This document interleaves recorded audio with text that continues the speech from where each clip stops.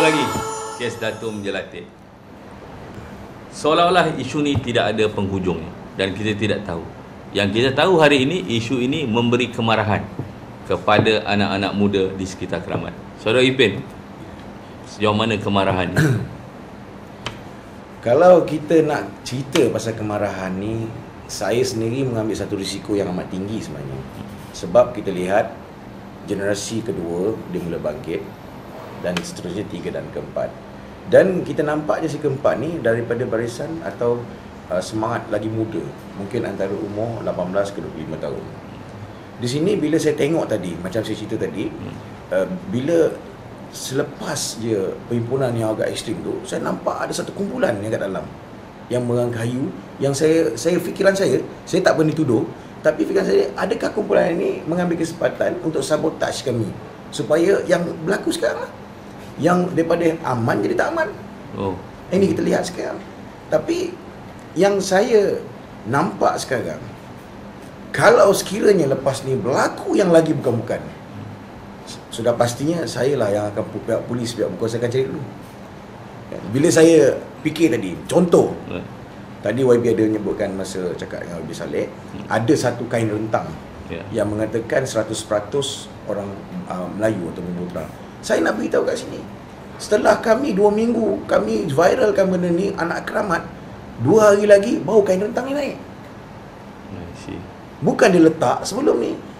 Itu pun tiba-tiba ada orang hantar kat rumah saya, kain rentang ni datang buat. Saya marah, saya kata pulang balik, ini hak orang. Tapi bila saya tengok balik, kenapa jadi macam ni? Adakah pihak pemaju atau pihak yang berkenaan dah takut dengan gelombang anak Keramat tadi?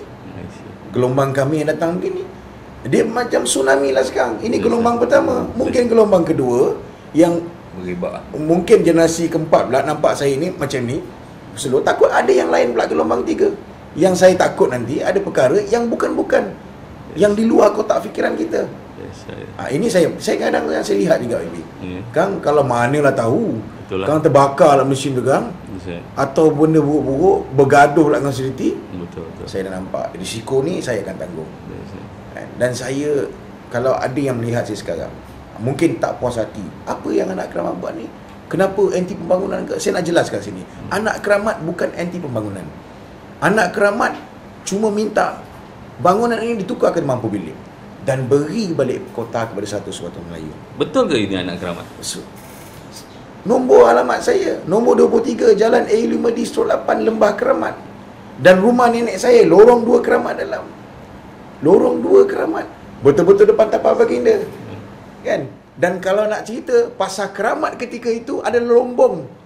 Yang saya masih kecil lagi, Lombong. Di mana pasar Keramat ketika itu mempunyai payung saja. Dan saya sekolah di Tadika Kemas di sebelah masjid Datuk Keramat. Confirm lah. Confirm. Memang confirm saya orang Keramat. Kalau jadi saya nak, yang disebut oleh Menteri Besar seolah-olah yang datang itu, saya nampak, saya berani mengatakan ini spin politik. Spin politik. Sebab apa? Kami dah berjanji kami datang bukan orang politik. Kami datang adalah anak Keramat. Anak Keramat kan? Jadi ini kata gelombang. Saya cakap terus terang, dalam sehari dua ni, selepas pada hari Ahad, saya nampak makin mesin lagi besar masuk. Seolah-olah mereka mencabar pula anak Keramat.